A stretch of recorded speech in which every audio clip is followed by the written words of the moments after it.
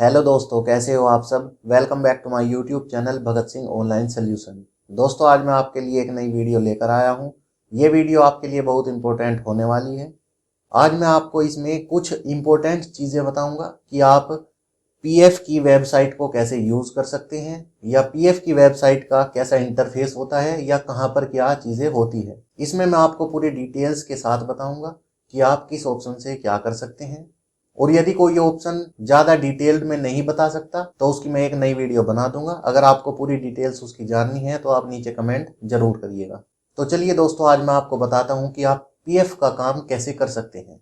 मैं आपको अपनी कंप्यूटर की डिस्प्ले पर लेकर चलता हूँ। दोस्तों, ये पीएफ की वेबसाइट है। यहाँ से आप ये पीएफ का लिंक देख सकते हैं। और अगर आपको इस वेबसाइट पर जाना है तो आप नीचे डिस्क्रिप्शन में दिए गए लिंक पर भी क्लिक करके इस वेबसाइट पर आ सकते हैं। इसमें यहाँ पर आप देख सकते हैं, सबसे पहले यहाँ पर लिखा हुआ है employee provident fund organisation India. उसके बाद आप सबसे नीचे यहाँ पर देख सकते हैं डियर ईपीएफ मेंबर। यहाँ पर कुछ इंपॉर्टेंट नोटिस आते हैं, इन नोटिस को आप यहाँ से देखकर पढ़ सकते हैं। उसके बाद यहाँ पर आप आगे देखेंगे बेनिफिट्स ऑफ रजिस्ट्रेशन। यहाँ पर दिखाया गया है कि अगर आप अपना रजिस्ट्रेशन यूएन पोर्टल पर करते हैं तो उसका आपको क्या क्या लाभ मिलेगा। उसके बाद यहाँ पर आप आगे देख सकते हैं इम्पोर्टेंट लिंक्स। इसमें दोस्तों आपको मैं एक बात बता दूं, मैं मान के चल रहा हूं कि आप काम करते हैं और आपके पास यूएन नंबर है। अगर मान के चलिए आपके पास यूएन नंबर है तो सबसे पहले आपको उसे एक्टिवेट करना होता है। एक्टिवेट करने के लिए आपको यहाँ पर एक्टिवेट यूएन नंबर पर क्लिक करना होता है। क्लिक करने के बाद सबसे पहले यहाँ पर आपको यूएन नंबर डालना होता है। अगर आपके पास यूएन नंबर नहीं है, मेंबर आईडी है, तो आप यहाँ पर मेंबर आईडी भी डाल सकते हैं। ये आपको कंपनी प्रोवाइड करती है। उसके बाद यहाँ पर आपको आधार नंबर डालना होता है। उसके बाद आप आधार कार्ड के अनुसार यहाँ पर अपनी बेसिक डिटेल्स डालते हैं। उसके बाद आधार कार्ड में जो आपका मोबाइल नंबर रजिस्टर्ड है यहाँ पर आपको वो डालना होता है। उसके बाद ये कैप्चा कोड फिल करके और यहाँ पर ये टिक लगाकर गेट ऑथोराइजेशन पिन पर क्लिक करना होता है। उसके बाद आपके मोबाइल नंबर पर एक ओटीपी आती है। ओटीपी आपको यहाँ पर डालनी होती है। उसके बाद आपका यूएन नंबर एक्टिवेट हो जाता है। ये सारा प्रोसेस करने के लिए एक चीज़ ज़रूरी होती है कि आपके आधार कार्ड में मोबाइल नंबर लगा होना चाहिए, क्योंकि ओटीपी उसी पर जाती है। या पीएफ का आप कोई भी काम करते हैं तो आधार कार्ड में मोबाइल नंबर लगा होना आवश्यक है। उसके बाद आपको मैं आगे की डिटेल्स बताता हूँ। इसके लिए आप होम पर क्लिक करेंगे। और कई बार ऐसा होता है कि आप अपने यूएन नंबर का पासवर्ड भूल जाते हैं, या आपसे गलती से अगर मैसेज डिलीट हो जाता है, तो आपको मैं बताता हूँ कि आप फॉरगॉट पासवर्ड कैसे कर सकते हैं। उसके लिए आप फॉरगॉट पासवर्ड पर क्लिक करेंगे। क्लिक करने के बाद आप यहाँ पर अपना यूएन नंबर डालेंगे और यहाँ पर ये कैप्चा कोड फिल करके सबमिट पर क्लिक करेंगे। उसके बाद आगे आपसे कुछ बेसिक डिटेल्स मांगी जाएंगी, और जो आधार कार्ड में रजिस्टर्ड मोबाइल नंबर है उस पर एक ओटीपी जाएगी। वो ओटीपी आप वहाँ पर डालेंगे और उसके बाद वहाँ पर आप न्यू पासवर्ड बना सकते हैं। अब मैं मानता हूँ कि आपके पास यूएन नंबर भी है और उसका पासवर्ड भी है, तो कैसे आप लॉगिन करेंगे। इसके लिए आपको यहाँ पर यूएन नंबर डालना है। यहाँ पर ये पासवर्ड अपना जो आपने बनाया होगा या आपके पास मैसेज पर आया होगा वो आप यहाँ पर पासवर्ड डालेंगे और ये कैप्चा कोड फिल करके साइन इन पर क्लिक करेंगे। जैसे ही आप साइन इन पर क्लिक करते हैं तो आपके सामने एक अलर्ट का मैसेज आता है। इस अलर्ट में आपको ये जानकारी दी जाती है कि अगर आपने अपने यूएन नंबर में या यूएन अकाउंट में कोई भी नॉमिनी नहीं बनाया है तो आप नॉमिनी बना लीजिए। और अगर आपने नॉमिनी बना भी लिया है तो भी आपके पास ये अलर्ट मैसेज आता है। अलर्ट मैसेज हटाने के लिए आपको लेटर पर क्लिक करना होता है। और यदि आप ई नॉमिनेशन बनाना चाहते हैं तो आपको यहाँ पर फाइल नाउ पर क्लिक करना होता है। अभी हम इस अलर्ट मैसेज को हटाते हैं लेटर पर क्लिक करके। उसके बाद आप इस होम पेज को देख सकते हैं। ये आपका यूएन अकाउंट का होम पेज होता है। उसके बाद आप यहाँ पर अलर्ट देख सकते हैं। अलर्ट के नीचे कुछ जानकारी आपको दी जाती है, इन्हें आप देख सकते हैं। सबसे पहले मैं आपको बताता हूँ कि यहाँ पर आप राइट कॉर्नर में देख सकते हैं लॉग आउट का ऑप्शन होता है। उसके बाद नाम लिखा होता है आपका, और आपका यूएन नंबर भी होता है। अगर आप इस पेज का फ़ॉन्ट बड़ा या छोटा करना चाहते हैं तो आप यहाँ से क्लिक करके कर सकते हैं। अगर आप प्लस पर क्लिक करेंगे तो इसका फ़ॉन्ट बड़ा होता है, अगर आप माइनस पर क्लिक करेंगे तो इनका फ़ॉन्ट छोटा होता है। उसके बाद सबसे पहले ये यहाँ पर कॉर्नर में होम का ऑप्शन होता है। अगर आप किसी भी पेज पर हैं और आप यहाँ पर होम पर क्लिक कर देते हैं तो इस पेज पर आप आ जाएंगे। उसके बाद यहाँ पर आप देख सकते हैं आपके सामने यहाँ पर दो चीज़ें लिखी गई है, यूएन कार्ड और अकाउंट सेटिंग। यूएन कार्ड पर क्लिक करके आप अपना यूएन कार्ड डाउनलोड कर सकते हैं और इसका प्रिंट लगवा कर भी आप अपने पास रख सकते हैं। उसके बाद आप यहाँ पर अकाउंट सेटिंग पर क्लिक करके अपना पासवर्ड चेंज कर सकते हैं। पासवर्ड चेंज करने के लिए आपको यहाँ पर अपना पुराना पासवर्ड डालना होता है और यहाँ पर आप अपना न्यू पासवर्ड क्रिएट करते हैं। उसके नीचे आप कंफर्म न्यू पासवर्ड करते हैं। पासवर्ड किस तरह से बनाया जाता है आप डिस्प्ले पर देख रहे होंगे। उसके बाद आप अपडेट पर क्लिक करेंगे तो आपका पासवर्ड न्यू बन जाता है। उसके बाद यहाँ पर व्यू का ऑप्शन है। जैसे ही आप व्यू पर क्लिक करते हैं तो आपके सामने यहाँ पर ये 4 ऑप्शन आते हैं। प्रोफाइल पर जैसे ही आप क्लिक करेंगे तो आप अपनी प्रोफाइल देख सकते हैं कि आपका फ़ोटो क्या है या आपकी वहाँ पर बेसिक डिटेल्स क्या हैं। सर्विस हिस्ट्री पर जैसे ही आप क्लिक करते हैं तो सर्विस हिस्ट्री पर क्लिक करने के बाद आप यहाँ पर देख सकते हैं कि आपने कितनी जगह काम किया है और कितनी जगह आपका पीएफ कटा है। आप यहाँ पर सीरियल नंबर के हिसाब से देख सकते हैं। जैसे आप सीरियल नंबर 2 देख रहे हैं, इसका मतलब है कि आपने 2 कंपनी में काम किया है। यहाँ पर मेंबर आईडी होती है।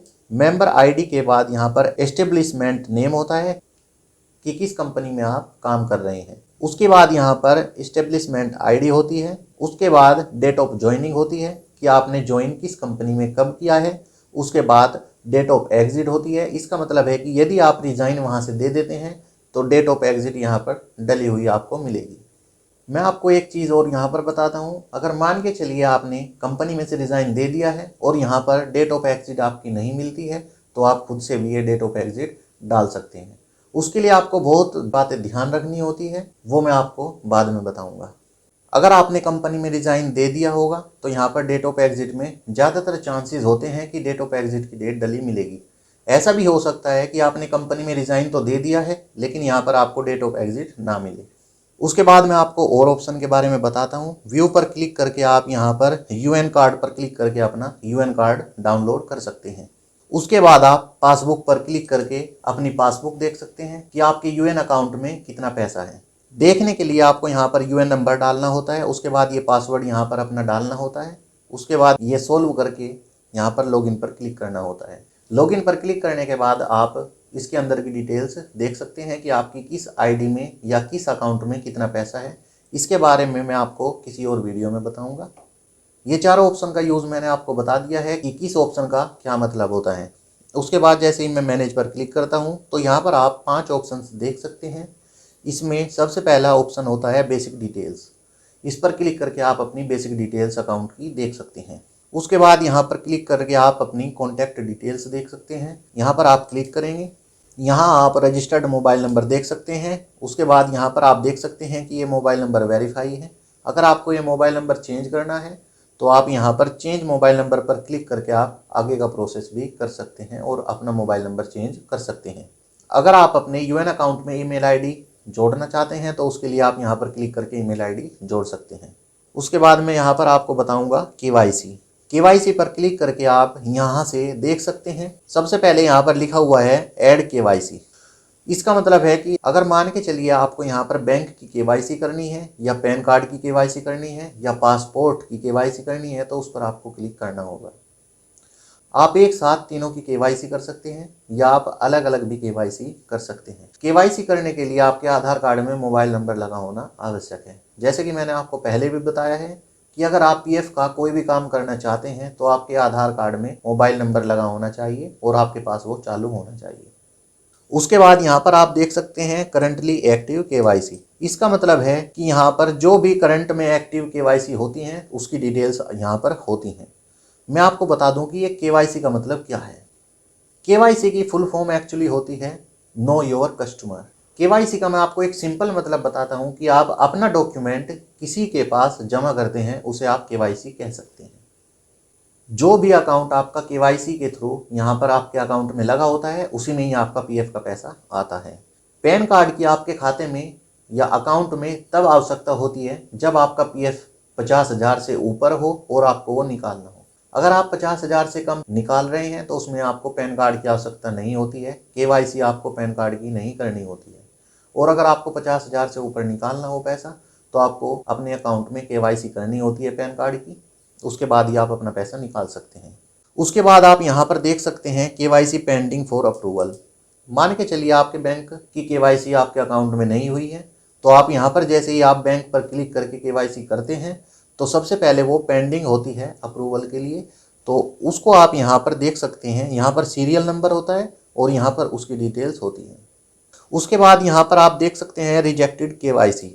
मान के चलिए आपने किसी भी चीज़ की KYC की और वो किसी भी कारण से रिजेक्ट हो जाती है, तो उसकी आप यहाँ पर डिटेल्स देख सकते हैं। जैसे यहाँ पर आप देख सकते हैं कि इन्होंने आधार कार्ड की KYC की थी और वो रिजेक्ट हो गया था। रिजेक्ट किस रीजन से हुआ था वो आप यहाँ पर रिमार्क्स के नीचे देख सकते हैं, लेकिन यहाँ पर उन्होंने रीज़न नहीं दिया हुआ है। कभी कभी होता है कि यहाँ पर वो रीज़न नहीं डालते हैं और रिजेक्ट कर देते हैं। उसके बाद आगे के ऑप्शन में आपको बताता हूँ। मैनेज पर क्लिक करेंगे, यहाँ पर आप ई नॉमिनेशन देख सकते हैं। ई नॉमिनेशन पर क्लिक करके आप अपना ई नॉमिनेशन फॉर्म भर सकते हैं। ई नॉमिनेशन का मतलब है कि आप अपने अकाउंट में किसी को नॉमिनी बना रहे हैं। बाई चांस किसी खाता धारक की मृत्यु हो जाती है तो जो भी उसके अकाउंट का नॉमिनी होगा वो नॉमिनी उस अकाउंट को मैनेज करके उसका पैसा निकाल सकते हैं। मार्क एग्जिट पर क्लिक करके आप यहाँ पर किसी भी कंपनी में अगर आपने काम किया है और उसमें रिजाइन आपने दे दिया है लेकिन उन्होंने रिजाइन डेट नहीं चढ़ाई है, तो आप मार्क एग्जिट पर क्लिक करके रिजाइन डेट डाल सकते हैं। दोस्तों रिजाइन डेट आप ऐसे ही मत डालना, इसके लिए मैं एक प्रॉपर वीडियो बनाऊंगा। इसमें कुछ चीज़ें देखी जाती है, उसके बाद ही रिजाइन डेट डाली जाती है।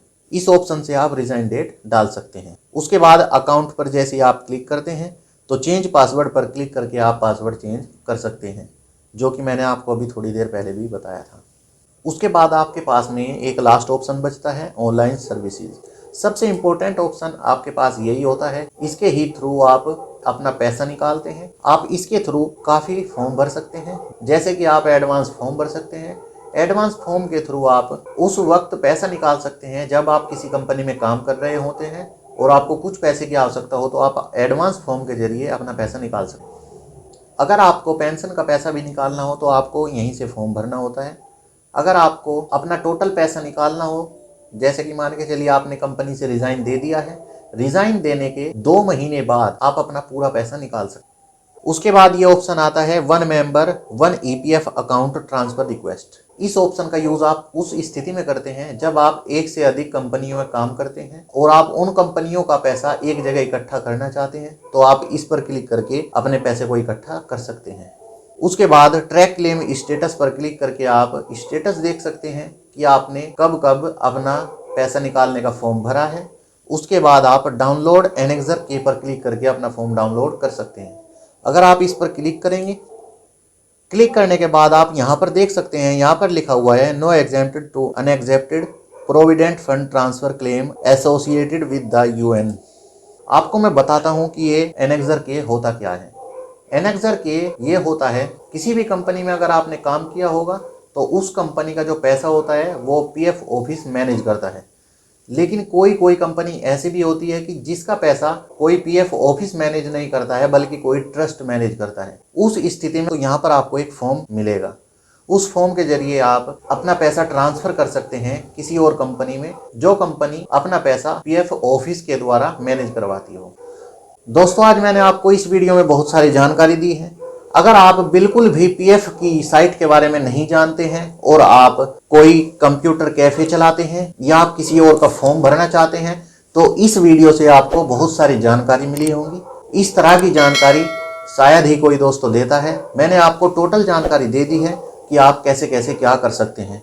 और अगर आप फिर भी किसी काम को करने में सक्षम नहीं हो पाते हैं तो आप नीचे ज़रूर कमेंट करिएगा। मैं आपको हर एक कमेंट का रिप्लाई दूंगा और बताऊंगा कि आप किस तरह से किस काम को कर सकते हैं। तो चलिए दोस्तों आज की वीडियो में सिर्फ इतना ही। अगर आपको यह वीडियो अच्छी लगी हो तो इसे लाइक करें, हमारे चैनल को सब्सक्राइब करके बेल आइकन को प्रेस कर लीजिएगा, जिससे कि आने वाली वीडियो की नोटिफिकेशन आपके पास समय पर पहुंच जाए। धन्यवाद।